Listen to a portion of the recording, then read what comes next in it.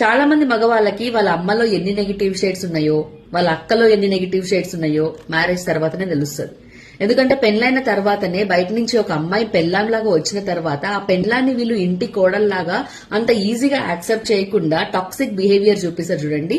అప్పుడు రియలైజ్ అవుతాడు, మా అమ్మ దాంట్లో అంత టాక్సిక్ బిహేవియర్ ఉందా, మా సిస్టర్స్ దాంట్లో అంత టాక్సిక్ నేచర్ ఉందా అని అప్పుడు తెలుసుకుంటాడు ఆయన. ఆ పరేషాన్, ఆ షాక్ నుంచి బయటపడికే మస్తు రోజులు పడుతుంది పాపం ఆయనకి.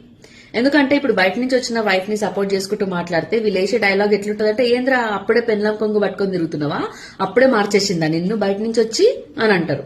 అట్లా కాకుండా బయట నుంచి వచ్చిన వైఫ్ ని కన్విన్స్ చేసుకుంటూ ఇంటి వాళ్ళంటే మదర్ ని సిస్టర్ ని సపోర్ట్ చేసుకుంటూ మాట్లాడితే ఇప్పుడు వైఫ్ కి ఇన్సెక్యూర్ ఫీలింగ్ వస్తుంది, ఏంటి నన్ను మంచిగా చూసుకోరా వీళ్ళు అని చెప్పేసి.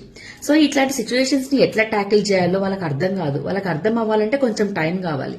సో ఇట్లాంటి సిచ్యువేషన్స్ ని ఫేస్ చేస్తున్న హస్బెండ్స్ ఉన్న వైఫ్స్ కి ఒకటే చెప్తా, గివ్ దెమ్ సమ్ స్పేస్. మీ హస్బెండ్స్ కి కొంచెం టైం ఇవ్వండి, కొంచెం స్పేస్ ఇవ్వండి. Let them figure out how to tackle this situation. Insecure feel అవ్వద్దు, ఎందుకంటే మీ ధైర్యమే మీ ఆయుధం అత్తగారింట్లో.